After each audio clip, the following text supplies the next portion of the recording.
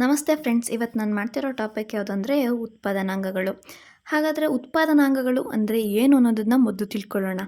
ಸರಕು ಮತ್ತು ಸೇವೆಗಳನ್ನು ಉತ್ಪಾದಿಸಲು ಬಳಸುವ ವಿವಿಧ ಸಂಪನ್ಮೂಲಗಳನ್ನೇ ಉತ್ಪಾದನಾಂಗಗಳು ಅಂತ ಕರೀತಾರೆ. ಹಾಗಾದರೆ ಅದರಲ್ಲಿ ಪ್ರಮುಖವಾದ ಉತ್ಪಾದನಾಂಗಗಳು ಯಾವ್ಯಾವು ಅನ್ನೋದನ್ನು ಈ ಮೂಲಕ ತಿಳ್ಕೊಳ್ಳೋಣ. ಭೂಮಿ, ಶ್ರಮ, ಬಂಡವಾಳ, ಸಂಘಟನೆ. ಅದರಲ್ಲಿ ಭೂಮಿ.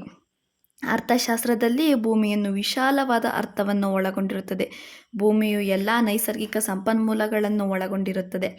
ಭೂಮಿಯನ್ನು ಉತ್ಪಾದನಾ ಪ್ರಕ್ರಿಯೆಯಲ್ಲಿ ಬಳಸಲಾಗುತ್ತದೆ. ಹಾಗಾದರೆ ಭೂಮಿಗೆ ಪ್ರತಿಫಲವಾಗಿ ಗೇಣಿಯನ್ನು ನೀಡಲಾಗುತ್ತದೆ. ಎರಡನೇದಾಗಿ ಶ್ರಮ.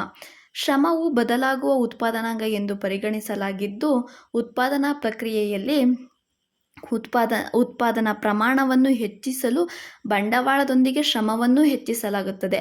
ಹಂಗಂತಂದರೆ ಈಗ ಬಂಡವಾಳ ಹೆಚ್ಚಿದಂಗೆ ನಮ್ಮ ಉತ್ಪಾದನೆ ಕೂಡ ಹೆಚ್ಚಾಗಬೇಕಾಗಿರುತ್ತೆ. ಅದಕ್ಕೆ ಹೆಚ್ಚು ಜನ ಕಾರ್ಮಿಕರನ್ನು ಅಥವಾ ಯಂತ್ರೋಪಕರಣಗಳನ್ನು ಬಳಕೆ ಮಾಡಿಕೊಳ್ಳಲಾಗುತ್ತೆ.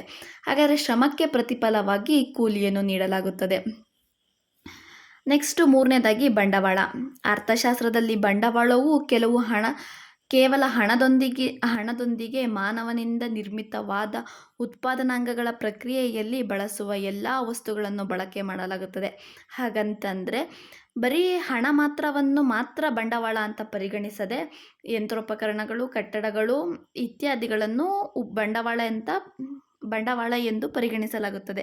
ಹಾಗಾದರೆ ಬಂಡವಾಳಕ್ಕೆ ಪ್ರತಿಫಲವಾಗಿ ಬಡ್ಡಿಯನ್ನು ನಾಲ್ಕನೇದಾಗಿ ಸಂಘಟನೆ ಅಂದರೆ ಭೂಮಿ, ಶ್ರಮ, ಬಂಡವಾಳವನ್ನು ವ್ಯವಸ್ಥಿತವಾಗಿ ಸಂಘಟಿಸಿ ಉತ್ಪಾದಿಸುವ ಪ್ರಕ್ರಿಯೆಯನ್ನೇ ಸಂಘಟನೆ ಅಂತ ಕರೀತಾರೆ. ಸಂಘಟನೆಗೆ ಪ್ರತಿಯಾಗಿ ಲಾಭವನ್ನು ನೀಡಲಾಗುತ್ತದೆ. ಇದರಲ್ಲಿ ಮೊದಲನೇದಾಗಿ ತಿಳ್ಕೊಬೇಕಾದ ಅಂಶ ಏನಂತಂದರೆ, ಭೂಮಿಗೆ ಪ್ರತಿಫಲವಾಗಿ ಗೇಣಿಯನ್ನು, ಶ್ರಮಕ್ಕೆ ಪ್ರತಿಫಲವಾಗಿ ಕೂಲಿಯನ್ನು, ಬಂಡವಾಳಕ್ಕೆ ಪ್ರತಿಫಲವಾಗಿ ಬಡ್ಡಿಯನ್ನು, ಸಂಘಟನೆಗೆ ಪ್ರತಿಯಾಗಿ ಲಾಭವನ್ನು ನೀಡಲಾಗುತ್ತದೆ.